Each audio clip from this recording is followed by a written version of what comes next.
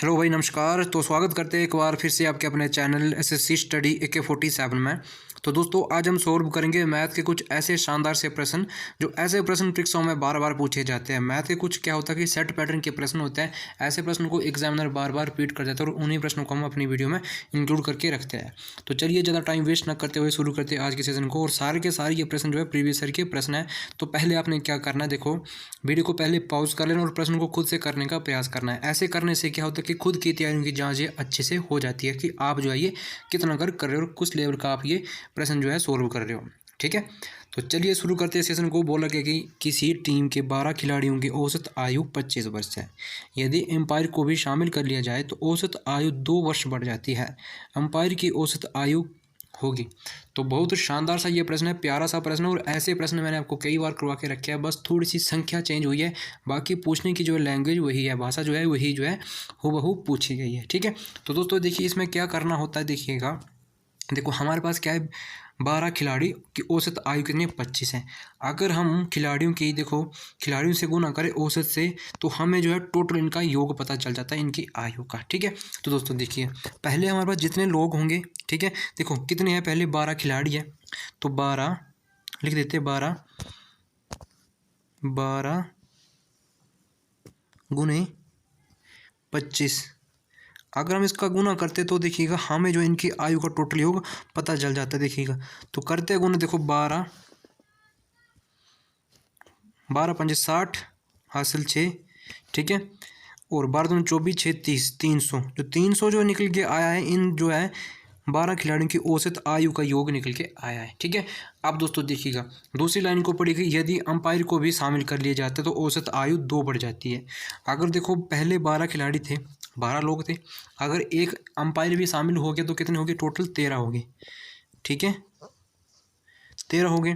तो औसत जो आयु पहले 25 थी, अब क्या होगा कि 2 बढ़ गई है। तो 25 थी तो 2 बढ़ गई तो कितना हो गया, ये 27 हो गया है। ठीक है, अब हम अगर इसका हम देखो गुना करते हैं तो 13 7 91 हासिल 1 हासिल 9 है, 1 नहीं है। ठीक है, तो 13 दूनी 26, 26 और 9 कितने होते हैं, 35। तो 351 जो है किसका, 13 खिलाड़ियों की औसत आयु जो है योग निकल के आया है। ठीक है, तो दोस्तों देखिएगा अब हम क्या करेंगे, देखो अगर हम देखो बड़ी संख्या में से अब क्या करो, छोटी संख्या घटा दो। तो देखो अगर 12 थे, ठीक है, एक ज़्यादा हो गया तो एक बचा, ये एम्पायर का बचा एक। ठीक है, तो देखो 351 में से 300 निकल गया तो क्या बचा, 51 बचा।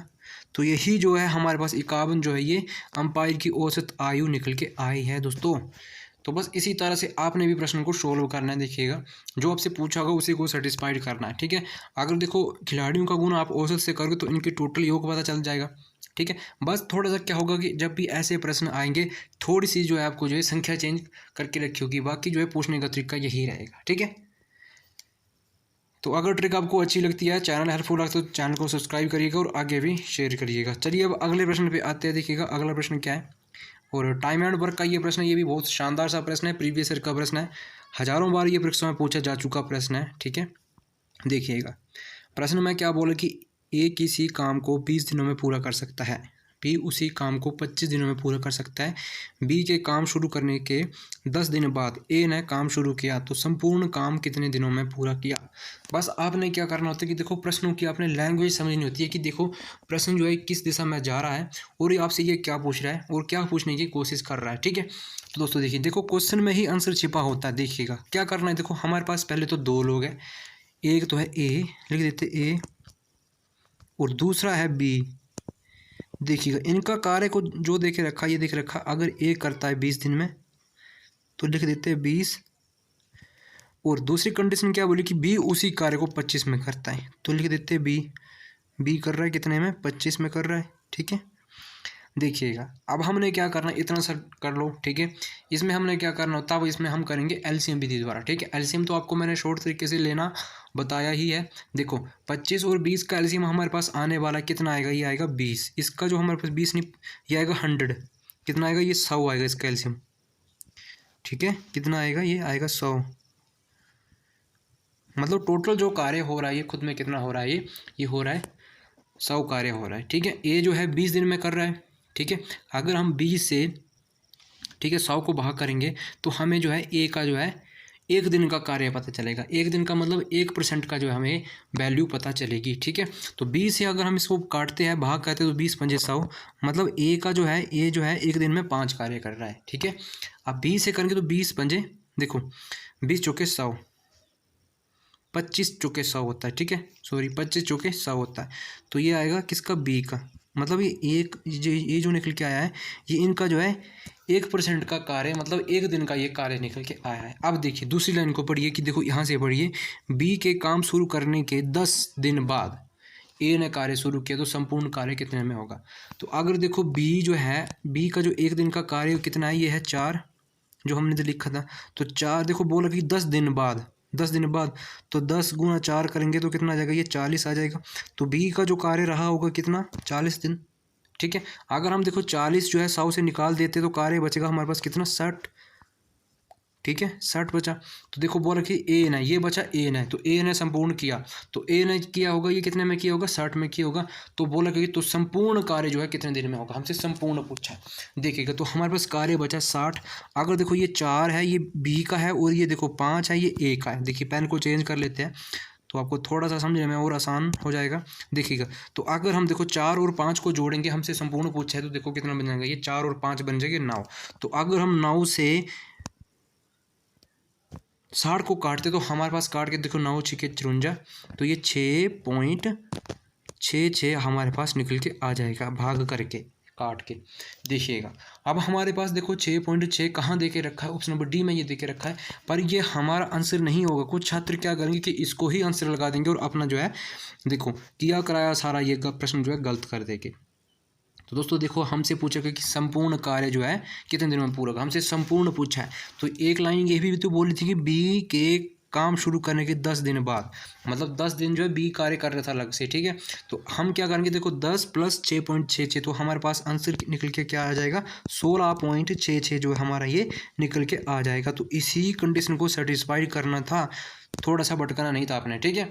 तो 16.66 हमारा ये ऑप्शन नंबर कहाँ देके रखा है, तो दोस्तों ये देके रखा है ऑप्शन नंबर बी में, ये देकर रखा। तो इसी तरह से ये प्रश्न सोल्व होना था। और ये मैं आपको बता दूं कि हज़ारों बार ये परीक्षा में पूछा जा चुका प्रश्न है।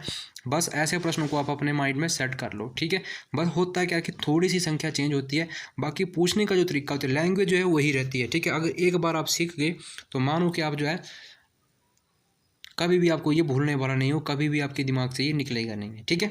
तो अगर आपको चैनल हेल्पफुल लगता है, ठीक है, तो दबा के आप चैनल को सब्सक्राइब करिए, ठीक है। देखो इतने सरल तरीके से मैं आपको बताता हूँ ताकि जो है ये कमज़ोर से कमज़ोर छात्र भी जो है मैथ सीख पाए, ठीक है। अगर देखो माना कि थ्योरी मान के और एक्स मान के पढ़ाने बैठ गया तो थोड़ा सा भी आपको समझ नहीं आएगा, ठीक है।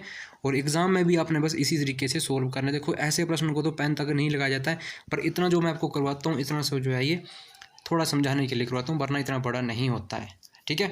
तो चलिए अगले प्रश्न पे आते हैं कि अगला जो प्रश्न है ये किस टाइप का देख रखा है। प्रश्न नंबर 3 हमारी स्क्रीन में कि देखो यदि किसी संख्या में 21 जोड़ा जाए तो वह अपनी तिगुनी संख्या से 7 कम हो जाती है, तदनुसार वह संख्या कितनी है। वेरी मोस्ट इंपॉर्टेंट प्रश्न है, और ये भी प्रश्न जो है प्रीवियस ईयर का प्रश्न है और कई बार ये परीक्षा में पूछा जा चुका प्रश्न है। आपने क्या करना, देखो वीडियो को पॉज कर लेना और इस प्रश्न को पहले अपने खुद से अपने तरीके से करने का प्रयास करना है, ठीक है। अगर आपको तरीका अपना जो है ये बेस्ट लगेगा तो ठीक है, उसी तरीके से करिए। अगर मेरे तरीके से करना है तो आपने क्या करना, देखो गो थ्रू ऑप्शन को उठाना है, ठीक है। तो ऑप्शन को जब उठाएंगे देखिएगा, देखो ऐसे प्रश्नों को आप ऑप्शन से ही करिएगा, आपका टाइम बच जाएगा, ठीक है, और आप अच्छे से एक बार इसको सीख भी पाओगे। तो देखिएगा हमसे क्या बोले कि यदि किसी संख्या को किसी संख्या में 21 जोड़ा जाता है, हमने कोई उस संख्या उठानी है। माना कि हमारे पास ये पहला ऑप्शन, तो हम पहले ऑप्शन को उठाते हैं, संख्या कितनी है, ये 14 है, तो हम 14 को उठाते हैं। तो 14 कितना, ये 14 है, 14 + 21 बोला कि 21 जोड़ा जाए, तो 21 को जोड़ेंगे तो 14 + 21 कितने बनते हैं, ये बनते हैं 35, ये बन गए 35 हमारे पास, ओके। तो दोस्तों देखिएगा वह वाला कि वह अपनी तिगुनी संख्या से 7 कम हो जाती है, तदनुसार वह संख्या क्या है, वो संख्या हमें बतानी है।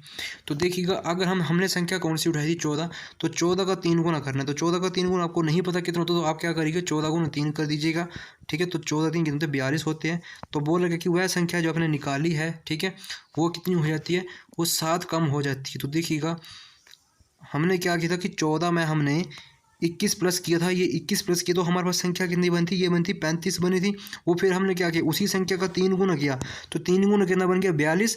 वो जो 42 होना चाहिए, देखिएगा वो जो 42 होना चाहिए वो 7 कम होना चाहिए, ठीक है। तो दोस्तों देखिएगा इनके बीच में क्या है, 7 का अंतर है, मतलब ये 7 कम है, 7 माइनस हो रहा है, तो बिल्कुल पूरा का पूरा ये सेटिस्फाइड हो रहा है। तो इसी तरीके से आपने भी सोल्व करते हो, यही हमारा आंसर जो है हो जाएगा। तो हमने कौन सी संख्या उठाई थी, 14 उठाई, तो 14 ही हमारा ये आंसर हो जाएगा। तो दोस्तों देखिएगा जब भी ऐसा प्रश्न आएगा तो इसी तरीके से सोल्व करना है, मात्र अब 2 सेकेंड में बिना पेन उठाए इसको सोल्व कर दोगे। बस AK47 के चैनल को आप सब्सक्राइब कर लीजिए और बेल आइकन को प्रेस कर लीजिए, ताकि मैं जितने भी इंपॉर्टेंट वीडियो डालूंगा उनकी नोटिफिकेशन आप तक पहुँच सके। दोस्तों देखिए मैंने आपको कहा है कि मैं थोड़ा आउट ऑफ साइट कहीं बाहर गया हूँ, और कल तक साइज मैं घर पहुंच जाऊं, तो आपकी जो है कंप्लीट जो है ये मैथ की क्लास जैसे आती थी वैसे ही आपकी बेस्ट तरीके से आपकी मैथ की क्लास आ जाएगी। और साथ साथ आपकी रीजनिंग की भी इस क्लास जो है आने वाली है, तो चैनल से बने रहिए और सब्सक्राइब करिएगा चैनल को। जितने भी स्टडी ग्रुप आपके फ़ोन में बने हुए हैं, सोशल मीडिया अकाउंट जितने भी स्टडी के रिकॉर्डिंग आपके पास ये ग्रुप बने हुए हैं, रेलवे के, SSC के, या जिस मर्जी के, आप चाहे किसी भी एग्ज़ाम की तैयारी कर रहे हो उन ग्रुपों तक, और देखो खुद भी जो आप तैयारी कर रहे हो और आगे भी जितने भी आपके दोस्त भाई बहन मित्रगण जो भी हैं उन तक इनको शेयर करिए। आप SSC स्टडी AK47 से जुड़िए और उसी चैनल से आप पढ़िएगा, ठीक है। अगर जिसका भी मैथ कमज़ोर है तो जुड़ जाइए चैनल से अभी। तो चलिए अब अगले प्रश्न पे आते कि अगला जो प्रश्न है ये किस टाइप का प्रश्न है। तो दोस्तों ये प्रश्न आता हुआ, तो जो भी मेरे पुराने स्टूडेंट हैं तो इस प्रश्न को वो खुद करेंगे। देखिएगा पहले वीडियो को पॉज कर लो, और ऐसे प्रश्न मैंने आपको जो है बिल्कुल आसान तरीके से, बिल्कुल सरल तरीके से जो है ये करवाई। ये प्रश्न तो आपके फेवरेट होना चाहिए ऐसे प्रश्न, ठीक है। तो दोस्तों इस प्रश्न में क्या बोला है, मेरे करवाने से पहले खुद करना है और कमेंट करना कि इसका आंसर क्या आया है, ठीक है। देखिएगा A और B की आय 3:2 के अनुपात में है और उनका खर्च जो है 5:3 के अनुपात में है। यदि प्रत्येक में 1000 रुपये बचाता है तो A की आय कितनी है। तो दोस्तों देखिएगा ऐसे प्रश्नों को कैसे हम सोल्व करते देखिएगा। तो दोस्तों देखिएगा इसमें करना क्या होता है, देखो पहले वाला अनुपात और बाद वाला अनुपात। देखो पहले जो हमारे पास अनुपात है कितना है, देखो 3:2 है, और क्या बोल के उसके खर्च का अनुपात कितना हो जा रहा है, 5:2 हो जा रहा है, ठीक है। और वो जो है प्रत्येक जो है 1000 रुपये की बचत भी करता है, तो इसको एक साइड लिख लीजिएगा। बस एक्स और वैक्स मान की कोई भी जरूरत नहीं है, ठीक है। देखो इतना सा लिख लिया है। अब दोस्तों देखिएगा हमने क्या करना है, हमने पहले ये चेक करना है कि हमारे पास जो ये रेशो है क्या ये बराबर है या नहीं है। रेशो का जो बैलेंस है ये बराबर हो रहा है, अगर हो रहा है तो ठीक है, नहीं हो रहा है तो आप इसको बराबर करिएगा। देखो ये 3 है, ये जो है ये 3 है, 5:3 है, ठीक है। ये 5:3 है, बस देखिएगा। और 1000 की बचत कर रहा है, एक साइड लिख देते, ठीक है। बस इतना सा कर लो। तो दोस्तों देखिएगा रेशो अगर बराबर नहीं है तो करना पड़ेगा। देखो 3 से 5 हुआ, 2 का अंतर है, और 2 से 3 हुआ तो मतलब 1 का अंतर। तो रेशो में कोई भी डिफरेंस जो है ये समान नहीं है, तो हम डिफरेंस पहले समान करेंगे। देखो हम क्या करेंगे, पहले इसका अंतर देखेंगे। 3 और 2 में कितने का अंतर है, तो ये है 2 का। देखो 5 और 2 में कितने का अंतर है, सॉरी 5 और 2 नहीं है, 5 और 3 है, तो ये इनका जो डिफरेंस है ये कितने का, ये 2 का है। बस इसी 2 से हम क्या करेंगे, ऊपर वाले जो अनुपात है 3 और 2 में गुना कर देंगे और हमारा ये अंतर बन जाएगा। देखो 2 की गुना हम इसमें करेंगे और 2 की गुना हम इसमें कर देंगे। देखो 2 की गुना पहले इसमें की तो कितना बना, ये 6 बना, और 2 की गुना 2 में की तो ये बना 4। बस रेशो अब हमारा समान बन चुका है और हमें अब कोई भी करने की ज़रूरत नहीं है। देखो जो ये ऊपर वाला ये कट जाएगा, अब इसका कोई मतलब नहीं रहा है, ठीक है, ये 0 हो गया। देखो हमारे पास जो अनुपात बना है 6:4 और 5:6। देखिएगा क्या 6 से 5 हुआ, 1 का अंतर है, 4 और 3 में 1 का अंतर है, मतलब जो 1 का अंतर है, जो कॉमन जो है अंतर होगा उससे हम भाग कर देंगे। जितने भी बचत देके रखी होगी XYZ जो भी आपको देके रखा होगा, तो बस उससे काटेंगे मतलब भाग करेंगे। तो अगर हम 1 से काटते हैं तो 1 से काटेंगे तो समान वही वैल्यू रहती है, सेम का सेम वही फंडा रहता है। तो देखिएगा अब हमसे पूछा क्या कि A की आय, अंतिम में A की आय कितनी होगी। तो हमारे पास 1% की जो वैल्यू है कितनी है, ये है 1000।